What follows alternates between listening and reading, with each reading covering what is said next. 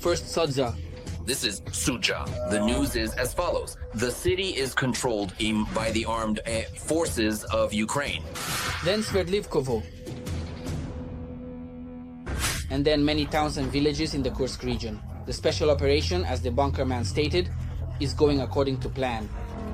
I want to say that the special military operation is proceeding strictly according to schedule, according to plan.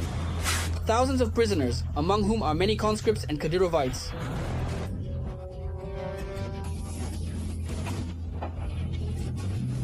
Dozens of numerous captured pieces of equipment. Unique and significant destruction of Russian equipment. And also an important precedent, Allies supported the use of Western weapons on the territory of Russia. We can only wish the Ukrainian defenders every success and hope they achieve success in their efforts, including in Kursk. And although the events in the Kursk region are shrouded in the fog of war, as well as skillful informational silence from the Ukrainian side, we have something to tell you. August 6th, morning. Ukrainian troops crossed the border with Russia, directing their advance towards the Sudzhansky and Koronevsky districts of the Kursk region. The Kadyrovites, who were responsible for border protection, decided to flee. This meant that the first battle had to be faced by conscripts. In the context of informational silence from the Ukrainian side and informational falsehoods from the official Russian side, the so-called Kremlin war correspondents became the main source of information. While we move from point to point, a quick update on the most recent data regarding enemy losses in the Kursk region, briefly. A few hours after Podobny's report on the controllability of the situation and the successful actions of the Russian army in the region, an FPV drone crashed into the war correspondent's pickup. Alive? But not only war correspondents. During the offensive in the Kursk region, Ukrainian soldiers achieved a historic accomplishment. On August 6th, an SBU drone directly hit the tail rotor and shot down a Russian Mi-28 military helicopter. Just a couple of days later, in the same Kursk region, the same incredible SBU unit repeated their feat, this time with a Mi-8 military helicopter. According to journalists' calculations in the Kursk region, Ukrainian forces managed to break through 2 defense lines of the Russian army, on which Putin's lackeys spent about 15 billion rubles. The territory currently controlled by the invasion contingent is several times larger than the territory that the Ukrainian defense forces managed to deoccupy as a result of the summer counteroffensive. According to the Russian side, in the first 2 days, the depth of the advance was about 15 kilometers, with a front width of up to 12 kilometers. Yesterday, the Belarusian leader, Lukashenko, stated that the depth of the invasion contingent's advance in the Kursk region is about 30 to 35 kilometers.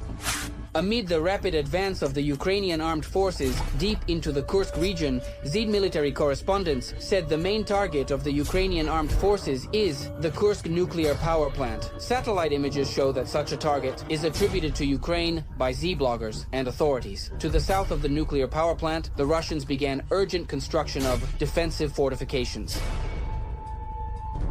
In reality, the capture of the Kursk nuclear power plant by the Ukrainian army is out of the question. Unlike Russia, Ukraine respects international law, and the capture of a nuclear power plant is nothing short of nuclear terrorism. It's not necessarily about capturing the nuclear power plant. It's enough, let's say, to prevent its direct operation.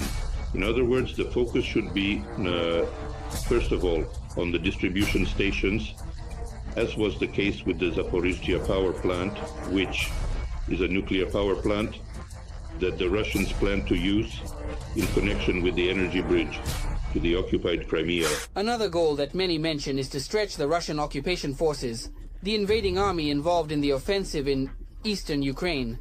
Thus, a couple of days later, it became known that Russia had transferred at least several brigades to the Kursk front, which had been actively participating in assaults in the east. This refers to the 8th 10th Marine Brigade and the so-called DPR's 15th. However, not all the transferred brigades were lucky to reach their destination.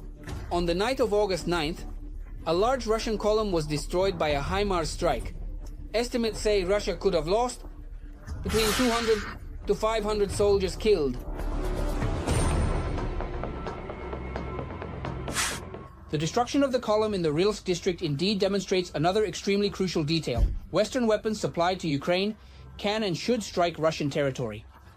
The Ukrainian offensive on Kursk involves various Western equipment, ranging from American Humvees and Bradleys to German tanks and armored personnel carriers. Ukraine's offensive on Kursk is entirely legitimate and makes military sense. It also shows the Russian population that the aggressive war waged by their dictator will affect them too, not just Ukrainians. We can only wish the Ukrainian defenders every success, including in Kursk. The more successful they are, the sooner the Kremlin will realize that it has no place in Ukraine. In other words, the Kremlin's reliance on the scare tactics about red lines and Putin's readiness to strike Ukraine's allies at any moment, which have been in place for several years, no longer work. Partners, primarily referring to the United States and consequently European partners, have supported Ukraine's efforts during the execution of this operation on the territory of the Russian Federation. In other words, what the Russian dictator was counting on, namely condemnation or opposition from the United States and European countries to the active nature of military actions on the territory of the Russian Federation, did not happen. Another goal that Ukraine has already achieved is the full transfer of the war onto the territory of the Russian Federation, followed by the discrediting of its military political leadership. While the Kursk region is ablaze, tens of thousands of Russians are being evacuated and cities and villages are gradually coming under Ukrainian control, the bunker is interested in how his ministers are riding motorcycles on vacation. Anton German, have you been riding a motorcycle again? Every year I try to personally experience the changes happening in the tourism industry. Instead of taking Kyiv in 3 days, Russians are facing intense battles on their own territory. With the further active phase of hostilities directly on the territory of the Russian Federation, it effectively breaks the very scenario of the special military operation, which was considered by the Russian military political leadership as a limited military operation directly on Ukrainian territory. And at the moment, accordingly, both territorially, politically, and militarily, the so-called special military operation has been directly moved to the territory of Russia. This is already the main achievement of this military operation. That is, the military, political, and informational components of the Russian side's defeat. The counter-terrorist operation regime introduced by the Kremlin in the Kursk, Bryansk, and Belgorod regions, covering a population of about 4 million people, has become the largest in the entire history of the Russian Federation.